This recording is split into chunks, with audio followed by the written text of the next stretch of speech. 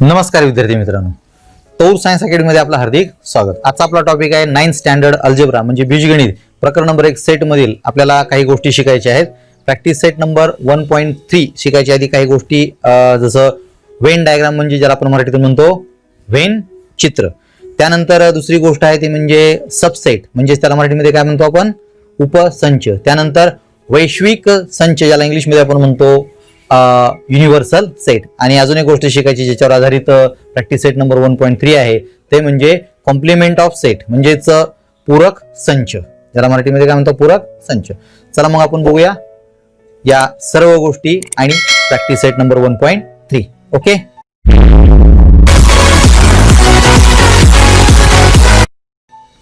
Okay. Venn चित्र बघूया आपण काय असतं. Venn diagram. वेन डायग्राम म्हणजे सेट लिहिण्याची it is the another method of to write the set म्हणजे संच लिहिण्याची एक अजून एक पद्धत आहे त्याच्यामध्ये सेट कसा लिहिला जातो ते आपण बघूया. एक सिंपल साधारण आपण एक उदाहरण जर घेतलं तर तुम्हाला लगेच कळेल की suppose I have a set set A. Set A मध्ये समजा काही माझ्या संख्या असतील. Let's see it is a set of natural number or may be something else. माझ्याकडे एक संख्या 1 then 2 3 4 5 6 7 8. Okay, so this is my set. So I want to represent this set with Venn diagram किंवा Wien चित्राने मला तो सांगायचा आहे, दाखवायचा आहे, प्रेझेंट करायचं. कसं दाखवायचं तर वेन चित्र म्हणजे तुमचा सेट जो आहे तो कुठल्याही डायग्राम मध्ये तुम्ही मांडू शकता आणि त्याला नाव देऊ शकता. उदाहरणार्थ तुम्ही इलिप्स काढा म्हणजे लंबवर्तुळाकार काढा, त्रिकोण काढा, गोल काढा, षटकोन काढा, पंचकोन काढा.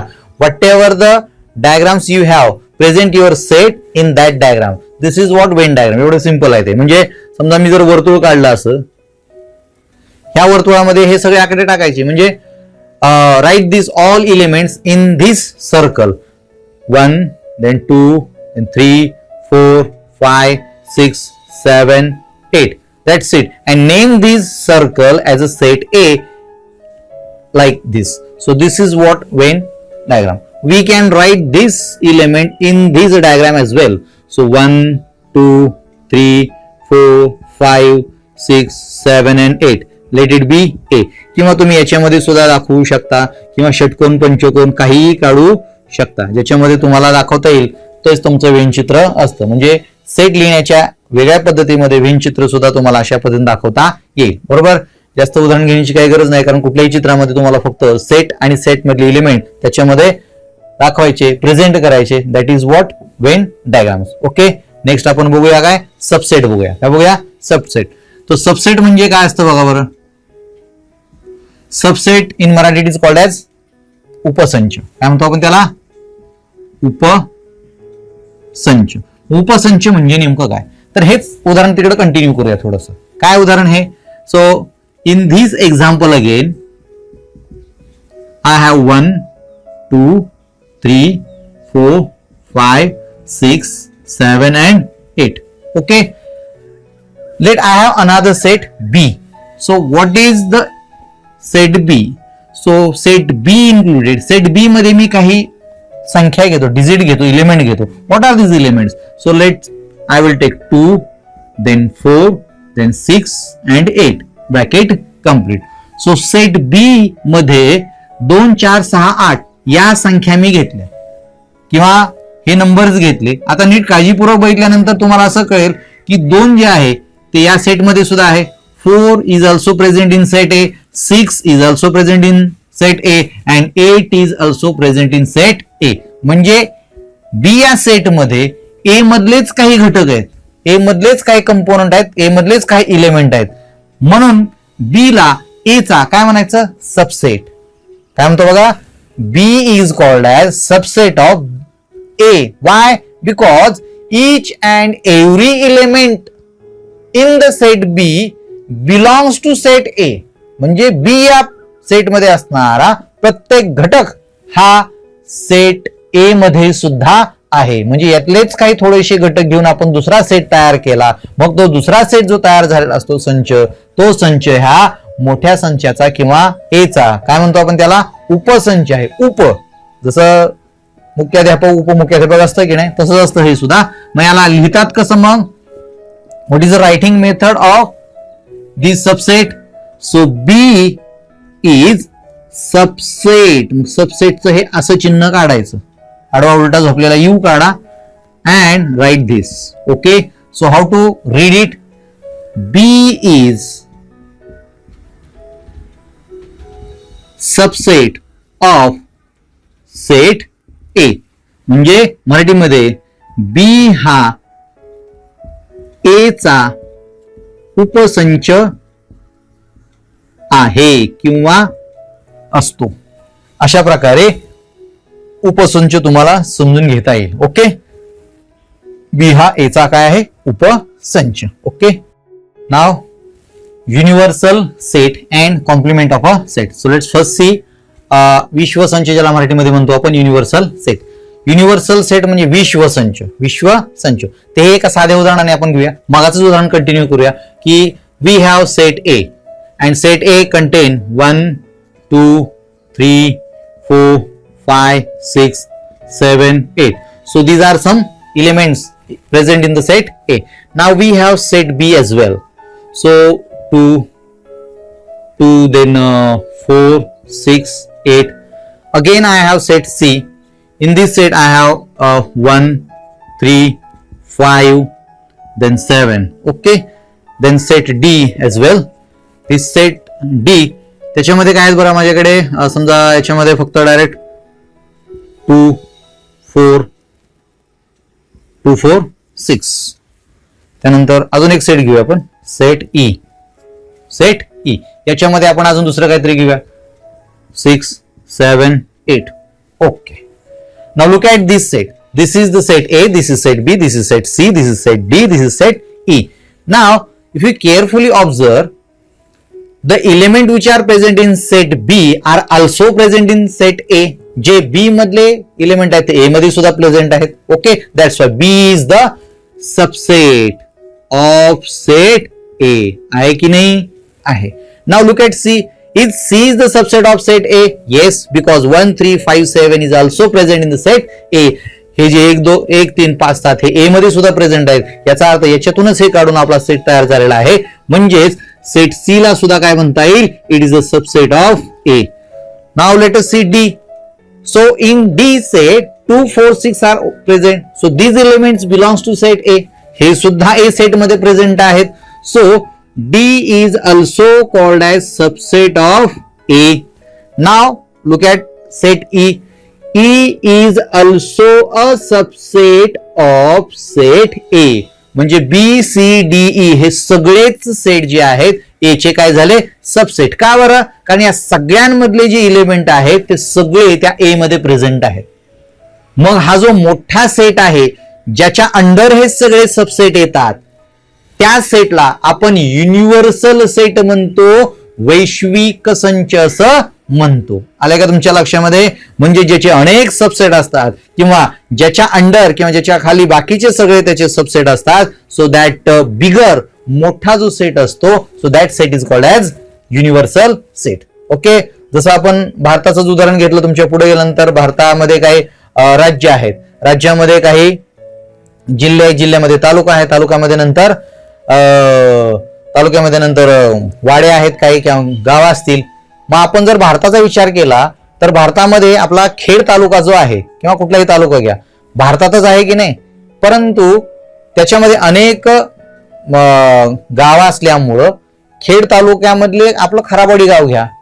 मग खराबवाडी गाव, खेड तालुका, पुणे जिल्हा, त्यानंतर महाराष्ट्र आणि मग भारत. बरोबर की नाही? भारतामधून हे महाराष्ट्र, त्यानंतर महाराष्ट्रातून पुणे, पुण्यातून खेड, खेडतून खराबवाडी, हे जे काही सगळे सबसेट तयार होतील त्याच्यामुळे भारताचा जो सेट तयार होईल त्या भारताला म्हणायचं विश्व संच असं म्हणता येईल. म्हणून विश्वसंच अशा पद्धतीनं आपल्याला समजून घेता येईल. विश्वसंचासाठी आता महत्वाची अशी गोष्ट की मी उदाहरणासाठी इथं ए लिहिलं होतं, the universal set is represented by the capital letter U. Capital letter U. Okay, U म्हणजेच युनिव्हर्सल सेटचा सुरुवातीचा इनिशियल घेतलेला आहे. सो हे झालं त्याचं लिहिण्याची पद्धत. परंतु वेन चित्राने त्याला कसं दाखवायचं? How to represent this universal set in the form of Venn diagram. So simply it is denoted by rectangle only. कशाने दर्शवतात? रेक्टँगल म्हणजे आयतानं दर्शवलं जातं. आयत वाटत नाही, छोटा काढतो जरा. आयतानं दर्शवलं जातं आणि त्याला मग असं पद्धतीनं आतमध्ये किंवा बाहेर नाव दिलं जातं यू. ओके, हा झाला युनिव्हर्सल सेट बद्दलचा थोडासा आढावा. तुम्हाला समजला असेल युनिव्हर्सल सेट कशाला म्हणायचं. आता कॉम्प्लिमेंट ऑफ अ सेट बघूयात. कॉम्प्लिमेंट ऑफ सेट साठी युनिव्हर्सल सेटचीच गरज लागते. We need universal set to explain complement of a set. Complement म्हणजे पूरक, एकमेकांना पूरक. आता हीच उदाहरण आपण पलीकडे कंटिन्यू करूया म्हणजे तुम्हाला कॉम्प्लिमेंट सुद्धा सेट कळणार आहे. ओके, कॉम्प्लिमेंट सेट आपण बघणार होतो. For that complement of a set, let's take example of set B. So set B is written here and this is the universal set. As I told you before, we need universal set to explain complement of a set. So this is set B and this set B is a subset of this universal set. Now complement of set means what? Complement of set B. So complement of set B means that the element which are not present in set B but present in universal set. So all these elements included in the complementary set of set B. म्हणजे काय? B मध्ये नसणारे परंतु U मध्ये असणारे सगळ्या एलिमेंटचा जो set असतो, so that set is called as complement of set B. मग आता 2, 4, 2, 4, 6 सेट सोडून जे काही सगळं उरलेलं असेल ते याच्यामध्ये आहे. मग काय काय उरलं? 2, 4, 8 आणि 2, 4, 6, 8 सोडून सगळं काय काय आहे? तर आपल्याकडे आहे 1, त्यानंतर 3, त्यानंतर 5, त्यानंतर 7. So 1, 3, 5 and 7. So these are the elements which are not present in set B but present in the universal set. याच्यामध्ये हे एलिमेंट याच्यात नाहीयेत पण याच्यात आहेत, बरोबर. अशा एलिमेंटच्या सेटला आपण म्हणतो कॉम्प्लिमेंटरी सेट ऑफ सेट बी. आता कॉम्प्लिमेंटरी सेट तुम्हाला कळाला असेल तर मग त्याला डिनोट कसं करायचं? So it is denoted like this, B dash, किंवा आपण त्याला काय म्हणतो बी रेस टू सी. अशा पद्धतीनं सुद्धा त्याला दर्शवलं जातं. बी रेस टू सी म्हणजे complementary set of set B. Okay, आता हे जर उदाहरण झालं, इथे तुम्हाला सांगता येतं की सी चा कॉम्प्लिमेंटरी सेट काय आहे. सी चा किंवा याचा जर तुम्ही पाहिला तरी तुम्हाला कळेल, याचाही तुम्हाला काढता येईल की सी चा जर मला कॉम्प्लिमेंटरी सेट काढायचा असेल तर मला कुठं बघावं लागेल? युनिव्हर्सल सेट मध्ये बघावं लागेल. That's why told you before, universal set is quite important to understand the complement of set C. मग तुम्ही सांगा बरं मला, सी चा मला कॉम्प्लिमेंटरी सेट लिहायचा आहे, कसा लिहिणार? C dash is equal to, so what will write? I will write the element which are not present in set C but present in set U. म्हणजे C मध्ये नसणारे परंतु U मध्ये असणाऱ्या सर्वांचा सेट म्हणजेच काय असतो? कॉम्प्लिमेंटरी सेट असतो. मग आता इथं 1, 3, 5, 7 लिहिले आपण, तेच इथे लिहिले म्हणजे वरच खाली येणार आहे इकडे काय? 2, 4, 6 आणि 8. आता उदाहरण हे सी मध्ये असल्यामुळे आपल्याला ते घ्यावं लागलं. जर आपण हे घेतलं असेल तर ई चा लिहून बघूया आपण. कॉम्प्लिमेंट ऑफ सेट ई चा काय भेटेल तुम्हाला? बघा बरं, ई मध्ये काय आहे? 6, 7, 8. What are the remaining elements which are present in the universal set U? 6, 7 आणि 8 सोडून बाकी सगळे काय काय मग तुमच्याकडे येईल?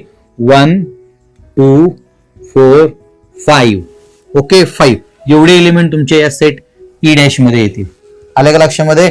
So this is how we can understand the complement of a set. म्हणजे त्या संचाचा पूरक संच कशा लिहायचा आहे. अशा पद्धतीने कॉम्प्लिमेंट सेट सुद्धा आपल्याला समजून घेता येईल. कॉम्प्लिमेंट सेट बद्दल जे काही महत्वाचे त्याचे रिलेशन्स असतात ते तुमच्या पुस्तकामध्ये पान नंबर 10 वरती दिलेले आहेत. रिमेंबर धिस मध्ये सुद्धा सर्व दिलेलं आहे. तुम्ही ते वाचून पुन्हा एकदा समजून घ्या म्हणजे तुम्हाला ते कळेल. ओके, ठीक आहे. आता याच्यानंतर आपण प्रॅक्टिस सेट नंबर 1.3 मधले काही गणित याच्यामध्ये बघूया आणि उरलेले काही गणित असतील ते नेक्स्ट व्हिडिओ मध्ये बघूया. Okay, practice set number 1.3. What is question? If A is equal to A, B, C, D, E, B is equal to C, D, E, F, C is the set of with B and D, D is the set of with A and E elements, and these are some statements given below. So they are asking for check whether these statements are true or false. Then which of the following statements are true and which are false? Okay, so let us check. So what is the basic criteria of subset? So let us see. Subset म्हणजे काय असतं नेमकं? तर जो subset असतो त्याच्यातले element त्या main जो सेट असतो त्याच्यामध्ये सगळे ते एलिमेंट प्रेझेंट असतात. आता ते आहेत का बघा बरं. इथं C is the subset of B. Let us see. जर सी मधले सगळे एलिमेंट जर बी मध्ये प्रेझेंट असतील तर आपण काय म्हणू शकतो, we can say that C is the subset of B. So let us say all element which are present in set C, B and D, can they present in set B, B and D? So only D is present. Only D is present. Okay. So what about B?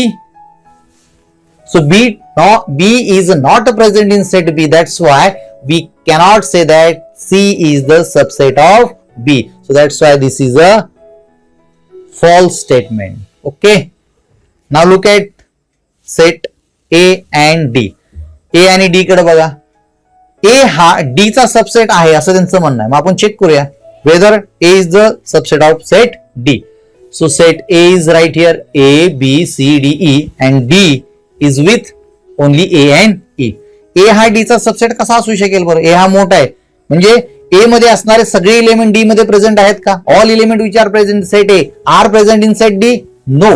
Only A and E are present, and here we have A, B, C, D, E. So in such case A cannot be a subset of set D. A हा D चा subset असू शकत नाही. This statement is also a false statement. म्हणजे हे दोन्हीही चुकीचे विधान आहेत. ओके. नाव D बद्दल आणि B बद्दल बघा. D आणि B सेट कडे बघा. Here is your D. D is a subset of B. मग D मध्ये असणारे whatever the element present in D should be present in B as well. B मध्ये असणारे सगळे एलिमेंट बी मध्ये आहेत का. डी मध्ये असणारे सगळे एलिमेंट बी मध्ये आहेत का बघा बरं. ए आणि ई दिसतंय का तुम्हाला इथं कुठं. फक्त इज दिसतोय मला. Okay. Can you see only E is present in D and this is also present in B. What about A. So A is not present in B. So all element are not present in B set. That's why this is also a false statement. Okay. म्हणजे हे ही चुकीचं विधान आहे. Now what about D and A? Look at D. D मध्ये A आणि E आहे. So these A and E also present in set A. Look at here. A and E. So that's why this D can be a subset of set A. Okay. So this is true sentence. हे बरोबर विधान आहे. Can B is the subset of A? Look at B now. So here C, D, E, F. Can we have C, D, E, F in set A? C, yes it is present. D, yes it is present. E, yes it is present. What about F? F is not present in set A. Then how can we say that set B is the subset of A?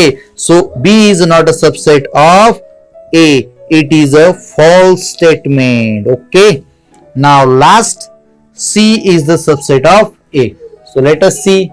C मध्ये काय दिले आपल्याला B आणि D. ते A मध्ये आहे का. B आणि D आहे. इथं तुम्हाला B दिसतंय, इथं तुम्हाला D दिसतंय आणि तेच एलिमेंट तुम्हाला C मध्ये सुद्धा दिसतात. So set C is the subset of set A. Okay. It is a true. Only two statements are true over here. Others are false. Okay. समजलं तुम्हाला. त्यानंतर आपण जाऊया क्वेश्चन नंबर 2 कडे. Okay, question number 2. Take the set of natural number from 1 to 20 as a universal set and show set X and Y using Venn diagram. म्हणजे आपल्याला काय करायचंय. एक सेट घ्यायचा आहे. नॅचरल नंबरचा सेट घ्यायचा आहे. नॅचरल नंबरचा set from 1 to 20 as a universal set. आणि त्यानंतर show that set X and Y by Venn diagram. Venn डायग्रामच्या पद्धतीमध्ये त्यांना आपल्याला ते दाखवायचं आहे. मग this is your set X and this is your set Y. So या सेटला आपल्याला आधी काय करावं लागेल. लिस्टिंग फॉर्म मध्ये लिहावं लागेल. म्हणजेच रोस्टर मेथडने लिहावं लागेल आणि मग आपल्याला ते वेन डायग्राम दाखवता येणार आहे. So let's write this set in the listing form. So what set X says. Set X is the set of all X such that X belongs to N. X belongs to N म्हणजे काय. X हा natural संख्येच्या set मधील घटक आहे. And this x is greater than 7 and less than 15. So greater than 7 and less than 15. So element which are belongs to set X are greater than X. Greater than X means these elements will start from 8, then 9, then 10, 11, 12, 13 and 14, less than 15. That is, we have to write from 8 to 14 only. Okay, that's it about the set X in the roster form. मग हा set आपल्याला काय करायचा होता, Venn diagram दाखवायचा आहे. मग Venn diagram दाखवत असताना सेट मधील जे इलिमेंट आहेत ते युनिव्हर्सल सेट मध्ये आधी टाकावे लागतील. हे अशा पद्धतीने तुमचा युनिव्हर्सल सेट झाला. So this is your universal set you. Okay, इथे तुम्हाला युनिव्हर्सल सेट दिसतोय. So this set X is the subset of this universal set. That's why हा त्याचा सबसेट असतो. त्याच्यामुळे काय करायला लागेल आपल्याला, त्याला आतमध्ये कुठल्या तरी एका वेगळ्या डायग्रामने दाखवावं लागेल. मी काय करतो, एक ट्रायंगल घेतो. हा झाला माझा ट्रायंगल आणि याच्यामध्ये ते इलिमेंट दाखवतो. छोटा झाला जरा ट्रायंगल, ठीक आहे. मोठा काढतो जरा, हा जरा थोडासा. ओके, काय हरकत नाही. आणि याच्यामध्ये इलिमेंट आपण टाकूया आपले. आता काय काय इलिमेंट आहेत.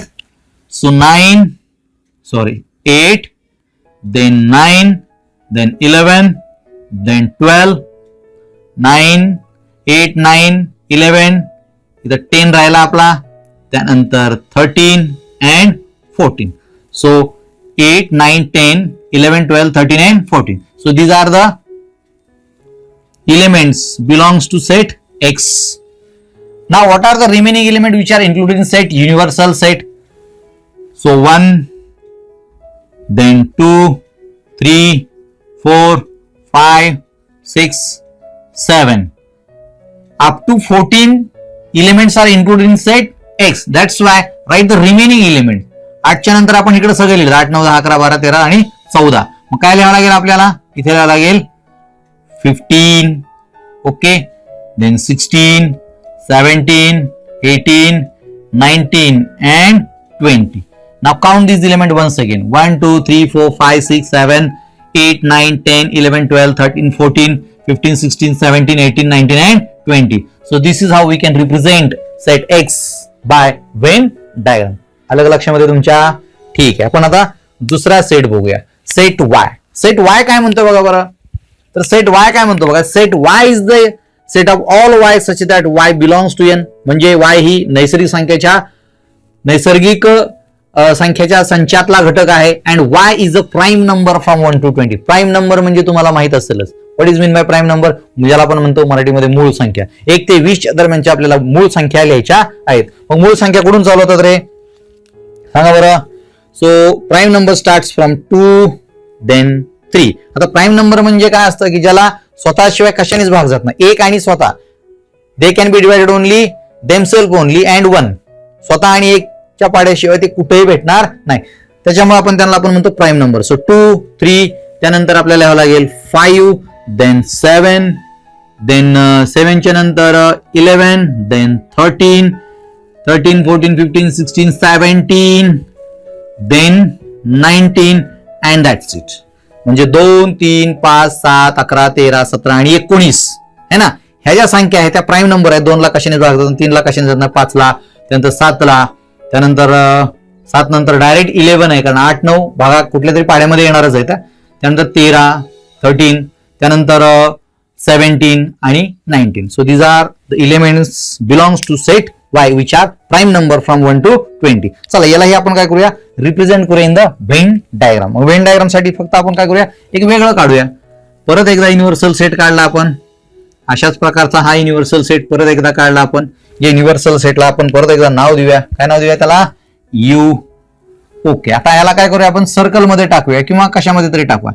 याला आता सर्कल करूया आपण. सर्कल मध्ये हे एलिमेंट बसले पाहिजे. What are these elements, 2, 3, 5. So 2, 3, 5, 7. 7 च्या नंतर आहे 11, then 13, 17 and 19. So these are elements belongs to set Y. Okay. Now remaining elements which are present in the universal set. So write these element over here. Okay. लिहा मग कोणते आहेत ते. 2, 3, 4 सगळं सोडून काय काय लिहावं लागेल तुम्हाला, 1 कॉमन नको करायला, 1, त्यानंतर 4, 5 इथे आहे, 6, त्यानंतर 8 लिहावं लागेल, 9 लिहावं लागेल, 10 लिहावं लागेल कारण 11 इथे आहे, त्यानंतर 12 लिहावं लागेल, 13 इकडे आहे, त्यानंतर 14 लिहावं लागेल, त्यानंतर 15, 16, 17 इकडे आहे, 19 इकडे आहे आणि 20. So let's count whether these elements are correct or not. बघा 1, 2, 3, 4, 5, 6, 7, 8, 9, 10, 11, 12, 13, 14, then 15, 16, 17, 18. सो आपला इथं 18 राहिला बघा. सो हे चेक केलेलं बरं असतं. So 18, 19 and this is 20. So all these elements are included in the universal set. But this Y is the subset of this universal set. That's why in the form of Venn diagram आपल्याला हे अशा पद्धतीने लिहावं लागतं. आले का लक्षामध्ये तुम्हाला? तर हेही अतिशय सोपं होतं. याच्यामध्ये अजून दुसरा काय प्रश्न विचारलाय का त्यांनी? काहीच नाही. ठीक आहे. Okay. Question number 3. E is equal to 1, 2, 3, 7, 8, 9, 10, 11 and 12. असा क्वेश्चन या ठिकाणी दिलेला आहे. 1, 2, 3, 7, 8, 9, 10, 11 and 12. P is the set given 1, 3, 7 and 10. Then show the set U, P and P dash by Venn diagram. By Venn diagram. Second question कसा आहे? Verify P dash चा complement of P. So P dash dash P dash dash म्हणजे P dash चा सुद्धा complement P येतो का ते आपल्याला व्हेरीफाय करावयाचं आहे. फक्त एकदा चेक करतो की व्यवस्थित लिहिले का फक्त. Okay, all set. तर या ठिकाणी P डॅश आणि ते कशा पद्धतीने लिहायचं आहे ते आपण या ठिकाणी बघूया. Okay,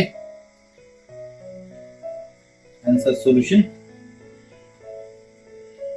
show that U, P and P dash by Venn diagram. So first of all we just have to find P dash. कारण आपल्याकडे P आहे P dash नाही. ओके, त्याच्यामुळे आपण हे परत एकदा या ठिकाणी लिहायचं. खाली इथं what is your U?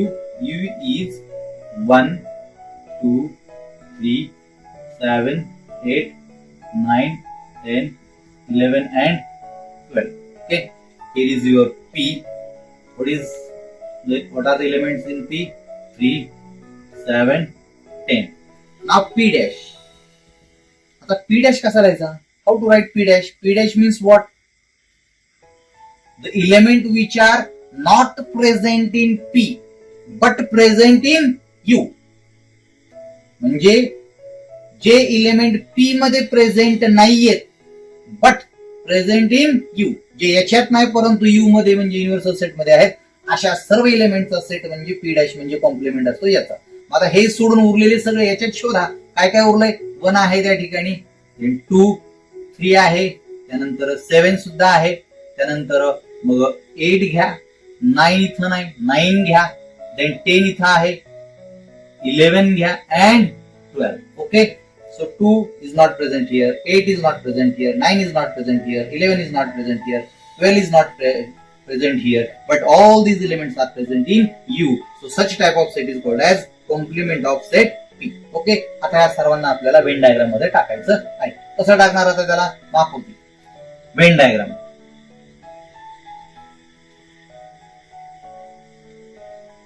Venn diagram, universal set is denoted by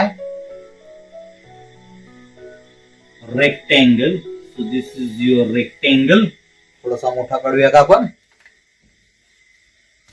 Okay, this is rectangle. Now P is the subset of universal set. So draw this P like this. अशा पद्धतीने काढा. What are the elements are present in P? Write down over here 1, 3, 7 and 10. This is your P. And what about P dash? Remaining elements. What are these remaining elements? 2, 8, 9, 11, 2, 8, 9, 11 and 12. This is your P dash. This is your P dash.